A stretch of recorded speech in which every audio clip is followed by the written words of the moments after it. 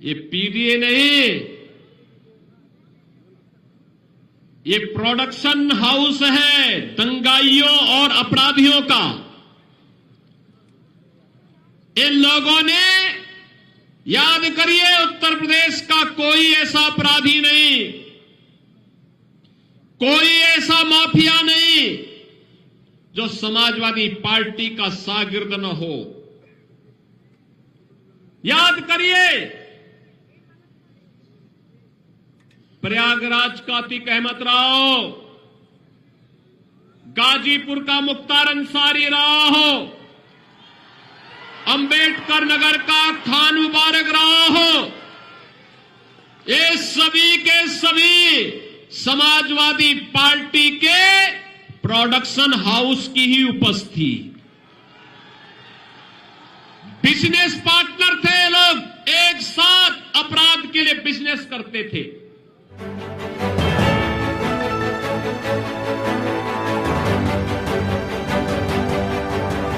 आप देख रहे हैं प्रवासी संदेश। उत्तर प्रदेश की फूलपुर विधानसभा सीट पर हो रहे उपचुनाव में भाजपा प्रत्याशी दीपक पटेल का प्रचार करने पहुंचे। मुख्यमंत्री योगी आदित्यनाथ ने समाजवादी पार्टी पर जोरदार हमला बोला। योगी इतना मुखर होकर समाजवादी पार्टी पर प्रहार कर रहे थे कि अगर सपा नेता अखिलेश यादव उसे सुनेंगे तो वे अपना सिर पीट लेंगे।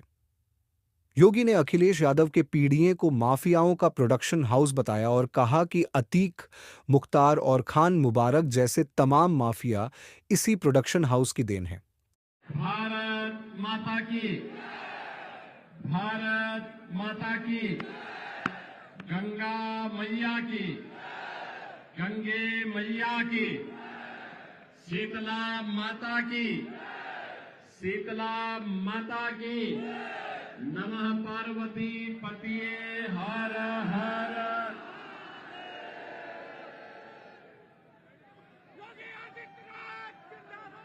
मंच पर उपस्थित उत्तर प्रदेश सरकार में मंत्रिमंडल के मेरे वरिष्ठ सहयोगी श्री राकेश सचान जी, श्री नंदगोपाल गुप्ता नंदी जी,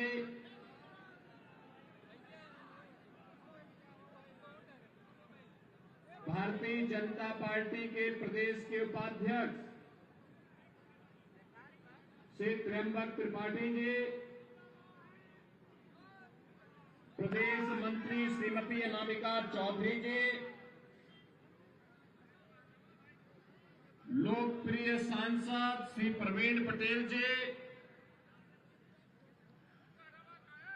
भारतीय जनता पार्टी की जिला की अध्यक्ष श्रीमती कविता पटेल जी,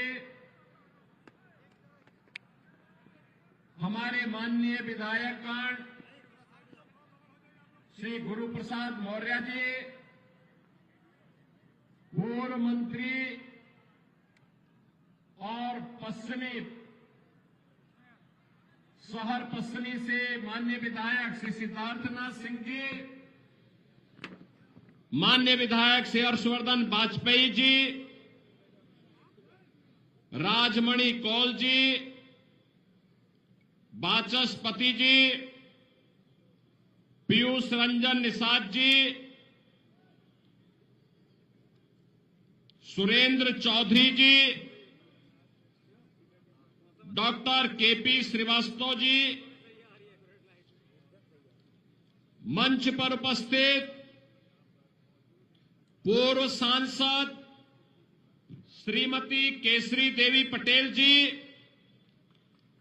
प्रोफेसर रीता बहुगुणा जोशी जी, श्री विनोद सोनकर जी, भारतीय जनता पार्टी, अपना दल, निषाद पार्टी और एनडीए के सभी सहयोगी दलों के सभी सम्मानित पदाधिकारीगण और जिन्हें आशीर्वाद देने के लिए ये भारी संख्या में जनता जनार्दन यहां उपस्थित हुई है। ऐसे भारतीय जनता पार्टी और एनडीए के लोकप्रिय प्रत्याशी श्री दीपक पटेल जी और उपस्थित इस क्षेत्र के फूलपुर विधानसभा क्षेत्र के कछार क्षेत्र से जुड़े हुए सभी मेरे उपस्थित बहनों और भाइयों, मां गंगा के आंचल में स्थित इस पावन धरा को जो अपने ऐतिहासिक और अपनी पौराणिक महत्व के लिए जाना जाता है, इस पावन धरा को कोटि कोटि नमन करते हुए आप सबका मैं अभिनंदन करता हूं, स्वागत करता हूं। बहनों और भाइयों, यह फूलपुर लोकसभा क्षेत्र का फूलपुर विधानसभा क्षेत्र है और यहां पर भगवान प्रयागराज की असीम कृपा और मां गंगा की कृपा भूमि का क्षेत्र है। हम सब के लिए, हर सनातन धर्मावलंबी के लिए एक पावन तीर्थ के रूप में पूज्य क्षेत्र है। हर व्यक्ति की आस्था जुड़ी रहती है और यह वर्ष तो विशेष है क्योंकि 12 वर्ष में आने वाला महाकुंभ का आयोजन जनवरी 2025 में फिर से प्रयागराज में होने जा रहा है।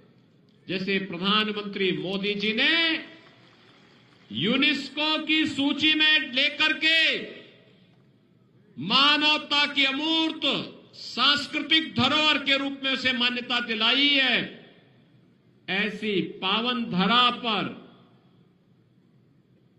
प्रयागराज महाकुंभ 2025 के ठीक पहले फूलपुर विधानसभा क्षेत्र का ये उपचुनाव आप सबसे अपील करने के लिए आज मुझे यहां लेकर के आई है। बहनों और भाइयों,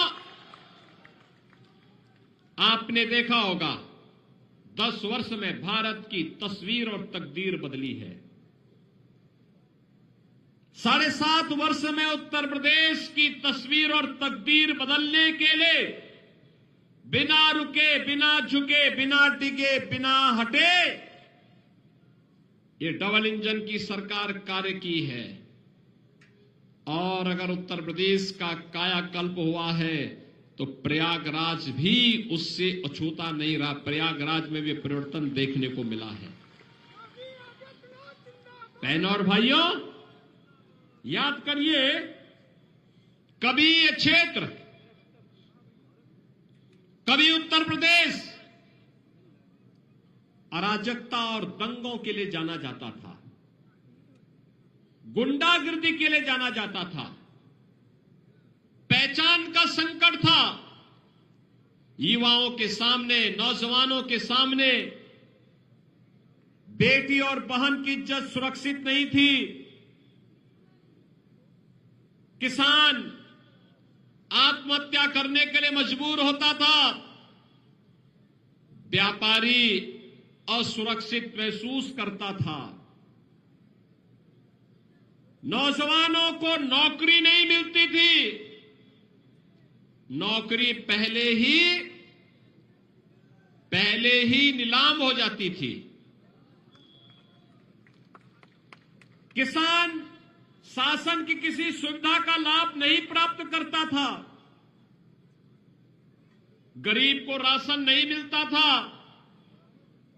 आप सोचिए, 10 वर्ष के अंदर मोदी जी ने देश के अंदर जो परिवर्तन करके दिखाया है, पिछले 7.5 वर्ष से उत्तर प्रदेश की जनता जनार्दन को भी इन योजनाओं का लाभ मिलना प्रारंभ हुआ।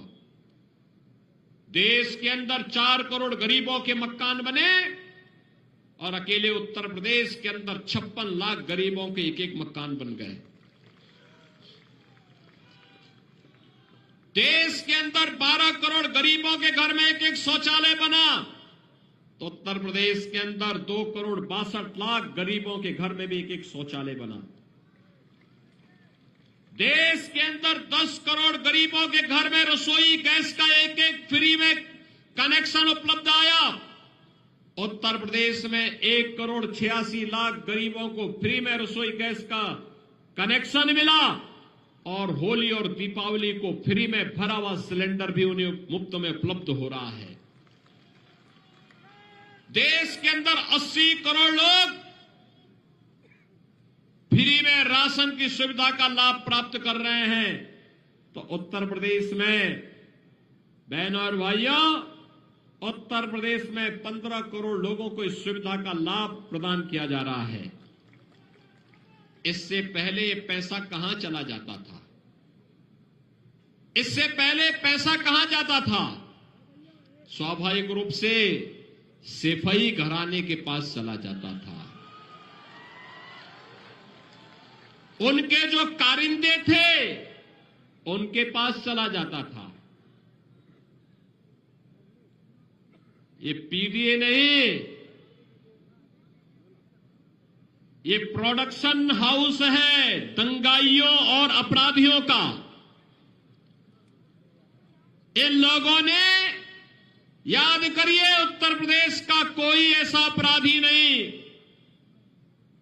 कोई ऐसा माफिया नहीं जो समाजवादी पार्टी का शागिर्द न हो। याद करिए,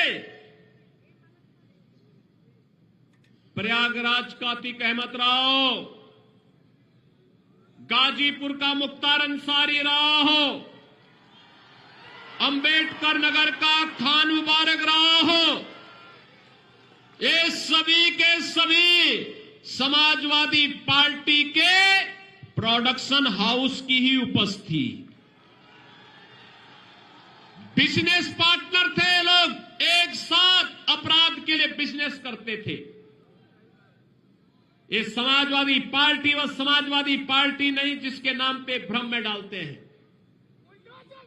बहन और भाइयों, समाजवादी आंदोलन देश की आजादी के बाद देश के अंदर प्रारंभ हुआ था मूल्यों के लिए, आदर्शों के लिए। जयप्रकाश नारायण, डॉक्टर राम मनोहर लोहिया, आचार्य नरेंद्र देव, चंद्रशेखर जी, जनेश्वर मिश्रा जी, मोहन सिंह जी जैसे स्वनाम धन्य सोशलिस्ट और समाजवादी इस आंदोलन के साथ जुड़े थे, जिन्होंने लोकतंत्र के लिए काम किया, राजनीति की शुचिता के लिए आजीवन लड़ते रहे। ये आज की समाजवादी पार्टी तो माफिया और अपराधियों का जमावड़ा भर रह गया है। और इसीलिए तो प्रदेश के अंदर एक नारा निकल पड़ा है, देख सपाई बिटिया घबराई। देख सपाई बिटिया घबराई। यही तो अयोध्या में हुआ, यही कन्नौज में हुआ, यही लखनऊ में हुआ, यही हरदोई में इन लोगों ने किया। अब आप बताओ, क्या इसमें कार्रवाई नहीं करनी चाहिए थी क्या? आप मुझे बताओ, इनको बुरा लगता है, कहते हैं साहब कार्रवाई क्यों कर दी? हमने कभी इन अपराधियों को और इन माफियाओं के खिलाफ कार्रवाई नहीं करेंगे तो क्या करेंगे? बहन और भाइयों, ये वही माफिया और अपराधी हैं जो एक और 2006 में 2 विधायकों की निर्मम हत्या हुई थी। याद करिए, गाजीपुर में श्री कृष्णानंद राय की हत्या हुई थी। कृष्णानंद राय के साथ 7 लोग मारे गए थे और में एक रमेश पटेल भी थे, एक रमेश यादव भी थे। ऐसे ही 7 लोग थे। निर्मम हत्या गोलियों से भून करके समाजवादी पार्टी के संरक्षण में पनपने वाले उस माफिया के इशारे पर उसके संरक्षण में यह हत्या हुई थी, जिसके मरने पर मरसिया पढ़ने के लिए समाजवादी पार्टी का मुखिया जाता है। बहन और भाइयों, याद करिए, राजूपाल की हत्या करने वाला कौन माफिया था? ये राजूपाल की हत्या करने वाला व्यक्ति इसी समाजवादी पार्टी के शागिर्द बनकर के प्रयागराज को बदनाम करता था। आप याद करिए, ये समाजवादी पार्टी, इसीलिए मैं कहता हूं समाजवादी पार्टी का मतलब आज के दिन पर, समाजवादी पार्टी का मतलब प्रोडक्शन हाउस है। ये माफिया और अपराधियों का, हर दुर्दांत माफिया और अपराधी यहां से पैदा होते हैं, यहां से आगे बढ़ते हैं, पनपते हैं, और इनको अच्छे अच्छे ट्रेनर वहां पर इन लोगों ने पैदा करवाए हैं, रखे हैं। और इसीलिए मैं आपसे कहने के लिए आया हूं, बहनों और भाइयों, ये चुनाव केवल आज का चुनाव नहीं है, ये वर्तमान को तो संवारने का चुनाव है, लेकिन भविष्य बनाने का चुनाव भी है, भविष्य बनाने का चुनाव भी है। और उसी भविष्य को बनाने के लिए आज हम सब आपके पास आए हैं। मैं उसी भविष्य को बनाने की अपील करने के लिए आज आपके पास आया हूं। अभी मुझे यहां पर बताया गया, कछार क्षेत्र में हर वर्ष बरसात के दिनों में यहां पे हजारों बीघा लैंड जलमग्न होती है। अभी राकेश सचान जी मुझे बता रहे थे, बहनों और भाइयों, राकेश सचान जी ने बता दी है, तो मान के चलिए आपकी समस्या का समाधान हो गया है।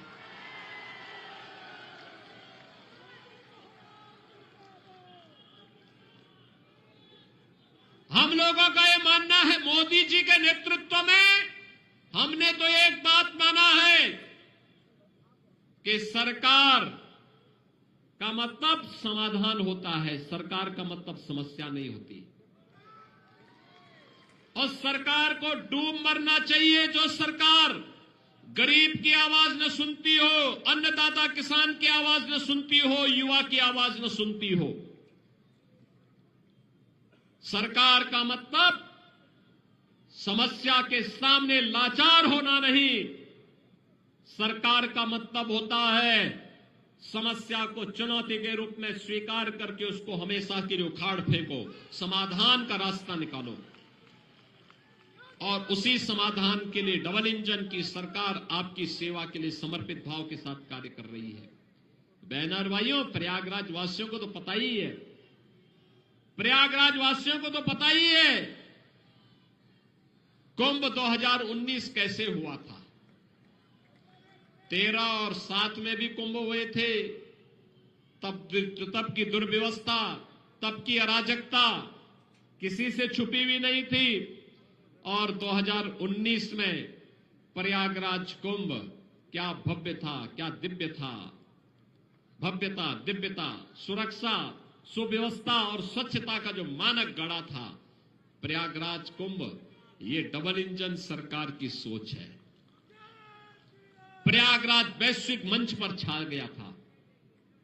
उस समय मेरी टीम के हिस्से थे आज भी डिप्टी सीएम श्री केशव प्रसाद मौर्य जी, सिद्धार्थनाथ सिंह जी स्वास्थ्य मंत्री थे, नंदी जी हमारी सरकार के मंत्री आज भी है, श्रीमती रीता बहुगुणा जोशी जी, प्रोफेसर रीता बहुगुणा जोशी जी, सांसद के रूप में श्रीमती केसरी देवी पटेल जी, ये सभी लोग हमारे विधायक गणों में हर्षवर्धन वाजपेयी, और ये सभी लोग उस अभियान के साथ जुड़ करके इन्होंने प्रयागराज कुंभ को सफल बनाने के लिए अपनी पूरी ताकत लगाई थी। और प्रयागराज कुंभ एक नया मानक गढ़ा था।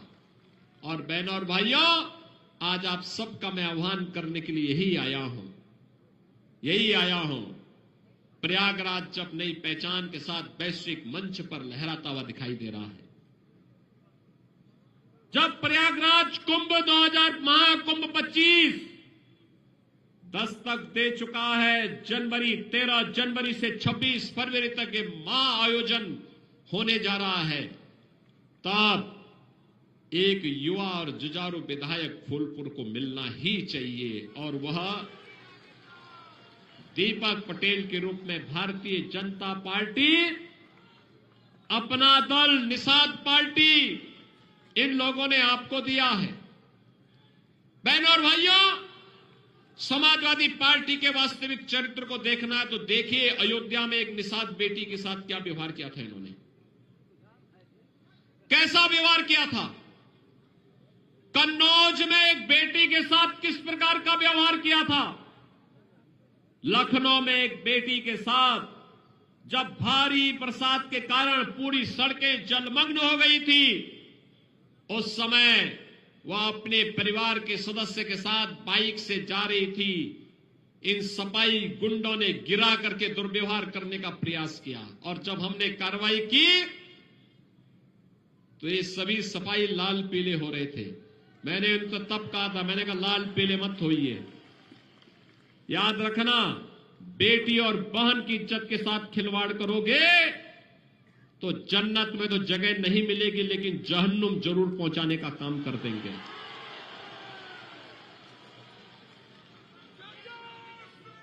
बहनों और भाइयों, मैं इसीलिए आपसे कहने के लिए आज आया हूं, विकास और विरासत की गारंटी भाजपा दे रही है, सुरक्षा, समृद्धि और सुशासन की गारंटी भाजपा दे रही है, हर घर नल के माध्यम से शुद्ध पेयजल उपलब्ध कराने की गारंटी भाजपा दे रही है और बाढ़ की समस्या का स्थायी समाधान भी भाजपा आपको देगी, उपलब्ध कराएगी।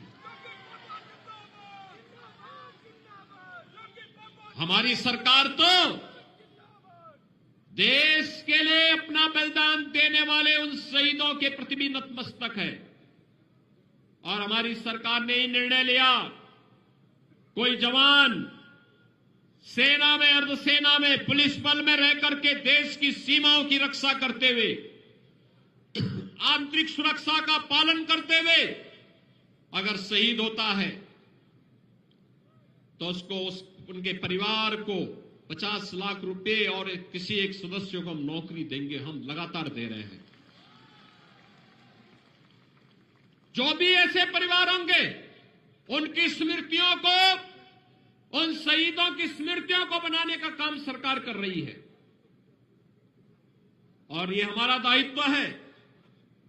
उन जवानों ने देश के लिए अपने आप को बलिदान किया है, उन्हें सम्मान मिलना ही चाहिए और उसी के लिए आज मैं आपसे कहने के लिए आया हूं, ये केवल हमारे जनप्रतिनिधियों को, हमारे सांसद जी को, हमारे विधायक जी को, इन लोगों को आप अपना प्रस्ताव दीजिए, समाधान का रास्ता वे निकाल लेंगे। समस्या भाजपा के रहने पर समस्या नहीं रहती है, वो समाधान के निष्कर्ष पर पहुंचेगी और इसी के लिए मैं आज आपके पास आया हूं, आपसे कहने के लिए। बहनों और भाइयों,